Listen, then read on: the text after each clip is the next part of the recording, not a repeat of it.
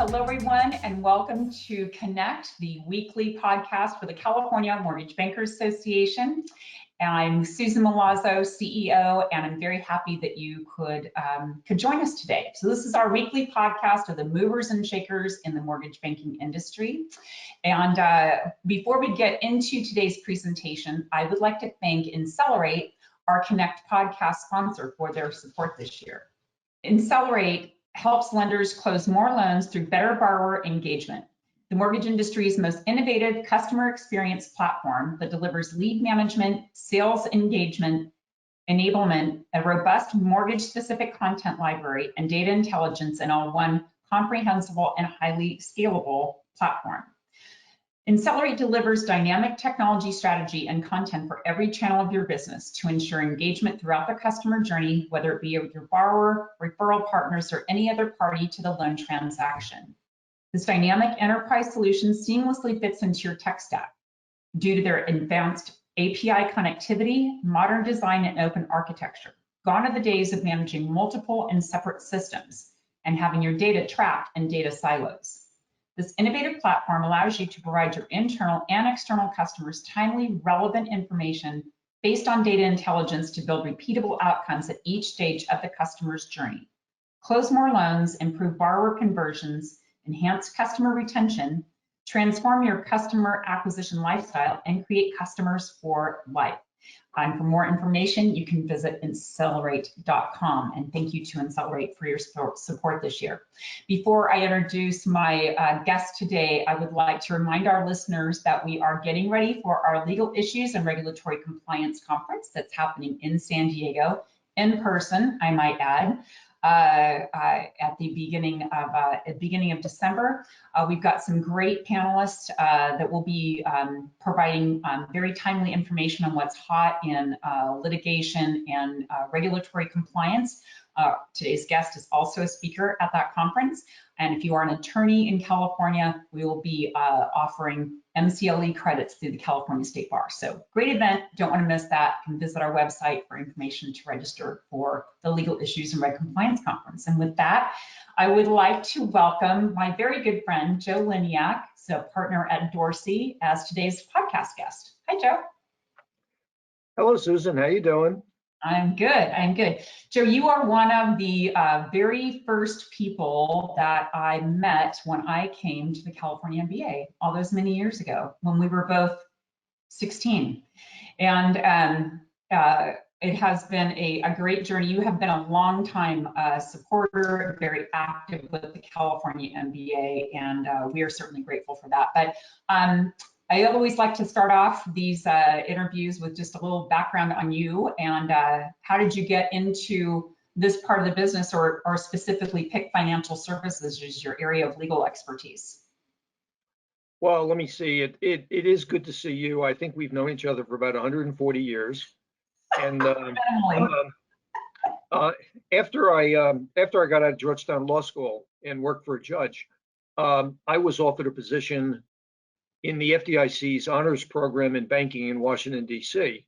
And I actually spent time closing down banks, which is kind of helpful because when you're talking to a board of directors or an executive saying, hey, I really think you need to fix something, they usually listen when they realize the fact that I've been on both sides.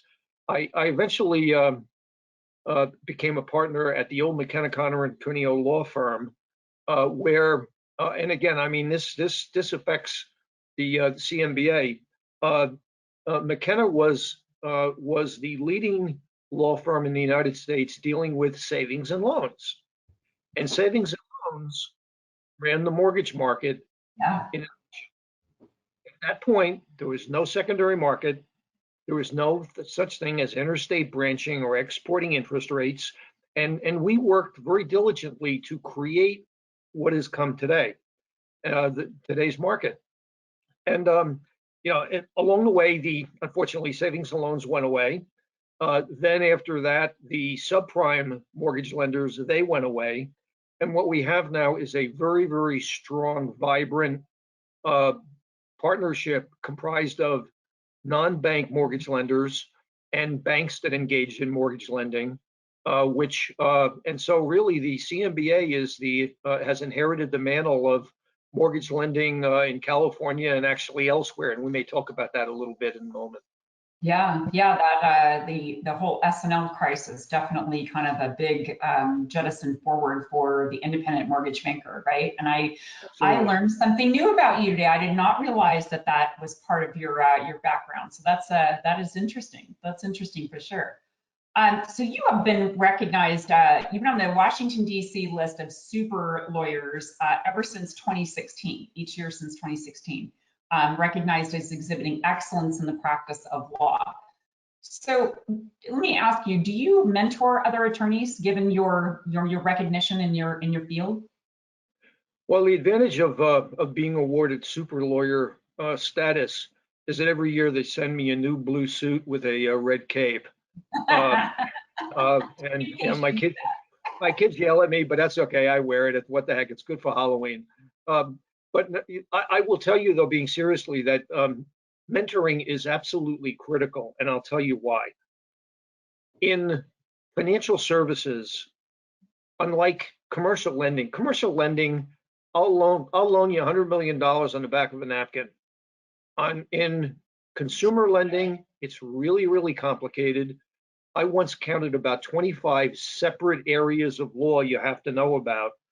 In the case of mortgage lending, it's truth in lending, it's ECLA, it's HMDA. We can just keep going on and on and on.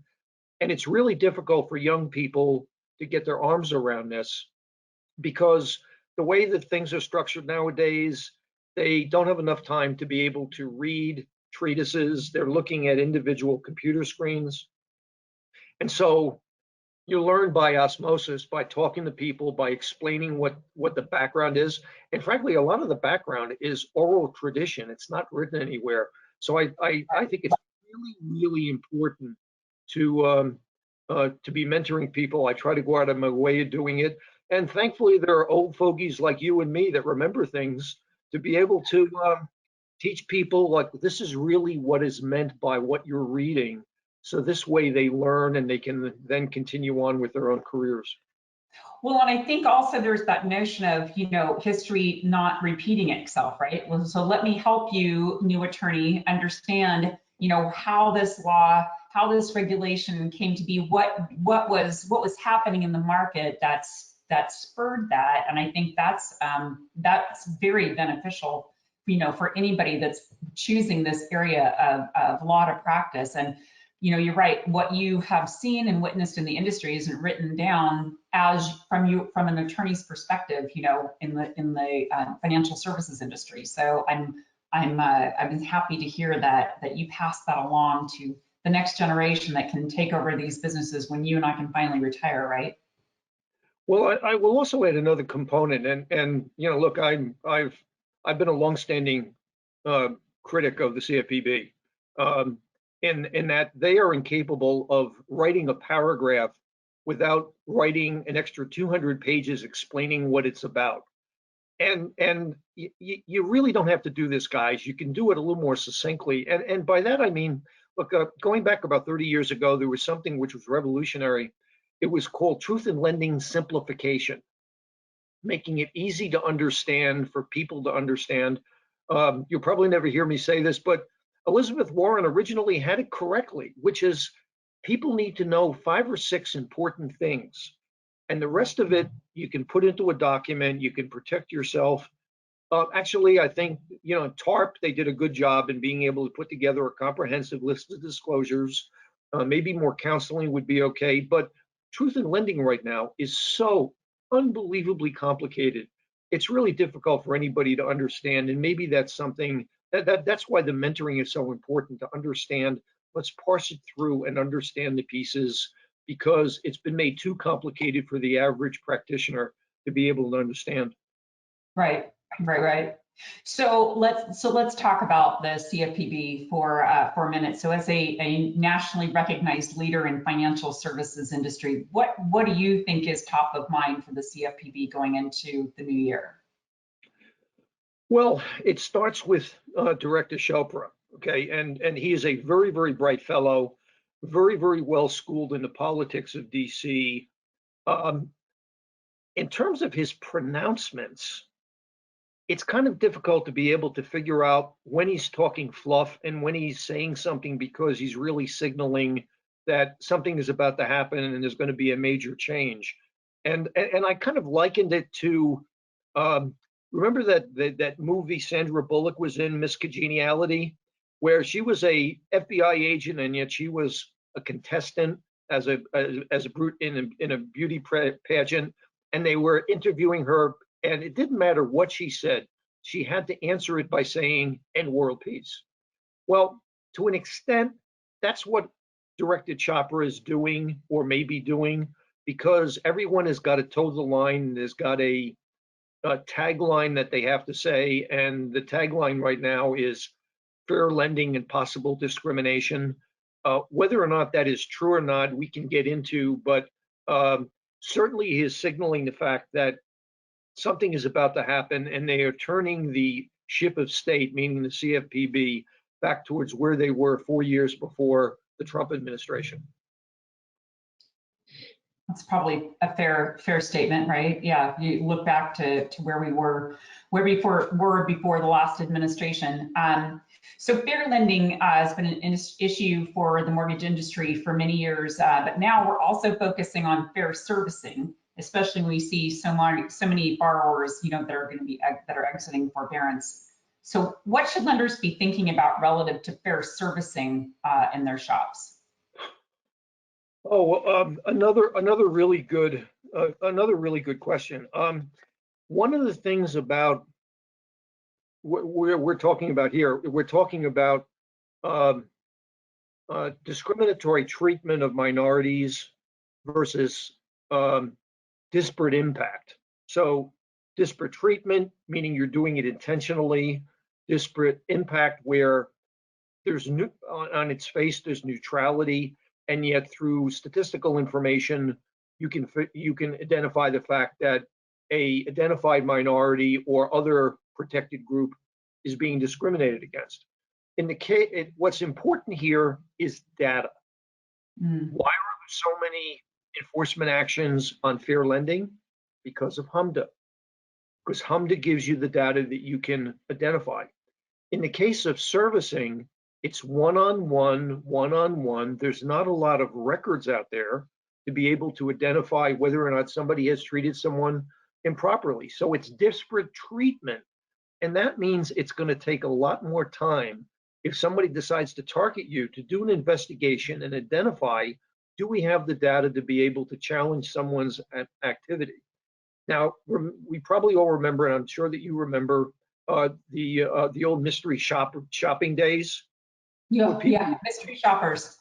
Okay, well, I mean that's a part of this, in that someone walks in and needs assistance as a result of COVID, as a result of the forbearances, etc.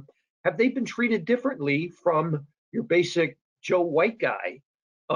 And that requires you to identify and to do digging in terms of getting the data.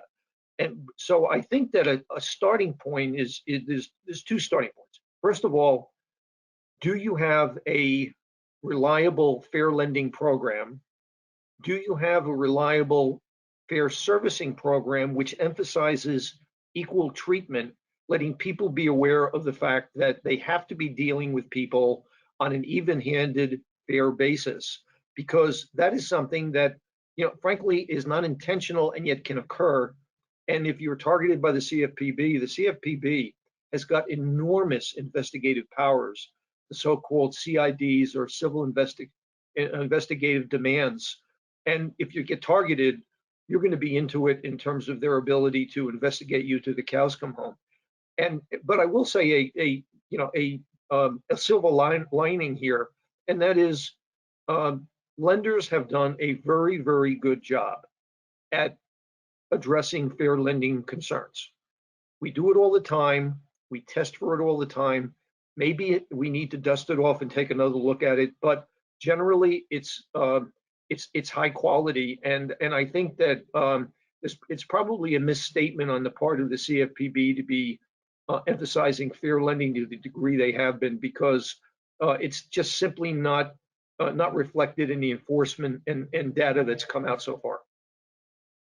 Okay, so so my next question, you might have just answered my next question, but what would you suggest is, for the lenders that are listening to this podcast, what's the number one area of regulatory compliance lenders should be focused on or reviewing for correct policies and procedures going into 22? Do you think it would be something along fair servicing or dust off their fair lending policies maybe? Oh yes, oh absolutely. That's where it. I mean, one of the things that Director Chopra has been saying, he said he has made statements in front of Congress that he intends to go after redlining vigorously, and he's also concerned about fintech algorithms and AI. However, and again, however, for those of you that may be familiar with it, New York University came out with a study of discrimination in the PPP process, and they found out that algorithms and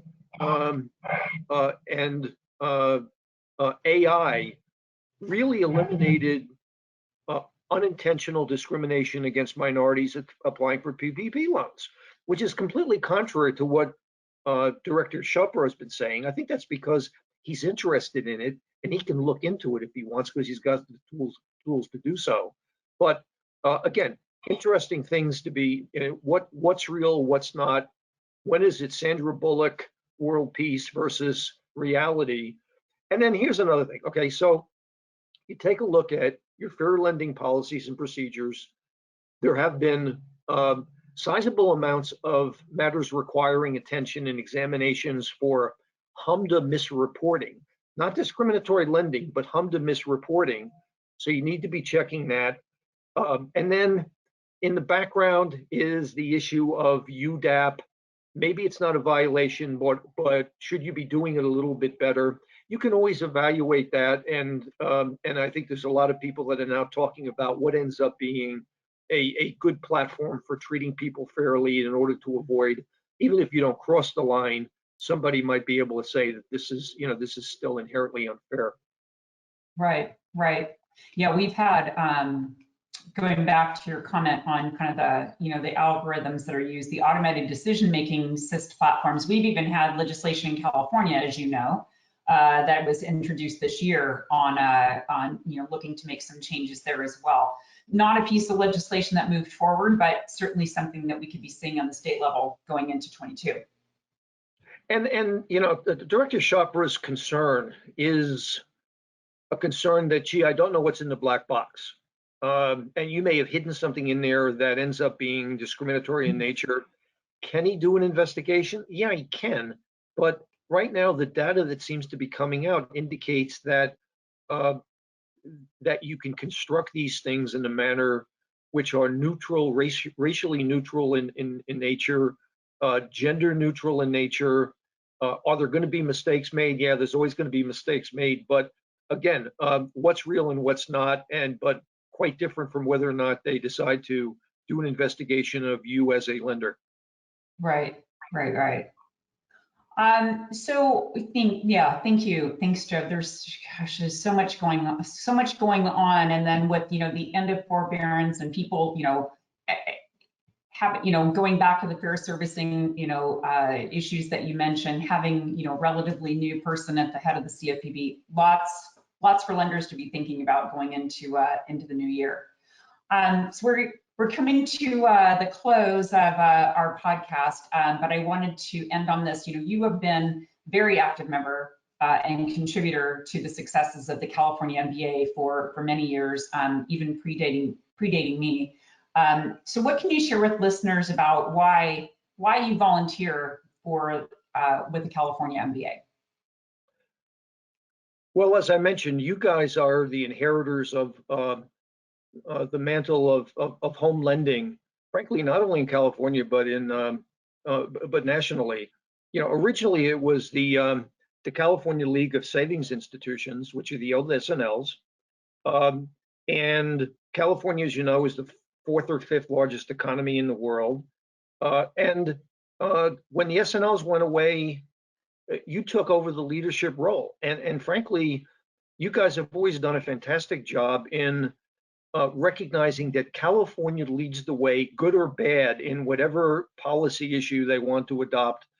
The CMBA and your lobbyists, that you do a great job in understanding what's going on in Sacramento, in explaining it to your members, and also acting as a fair representative of the industry, because what happens here happens every place else down the line, and we're the first ones to face it, and usually we have to understand it and then talk to other folks. So I've always been proud to be associated with you guys, and very, very happy to assist in the small amount of ways that I've been able to do so. Well, I would be, for one, say that your contributions have not been small in any way, but thank you for that. We do appreciate your participation, and for any that are listening that are members of the California MBA, great ways to be involved with our association going into 22. Thank you, Joe, for being my guest on today's podcast, and thank all of you for joining us today. To access our Connect podcast episodes, you can follow us on our YouTube channel. We're also available on SoundCloud, Apple Podcast, and Spotify. So we'll be back next week with another episode of Connect. We'll see you then.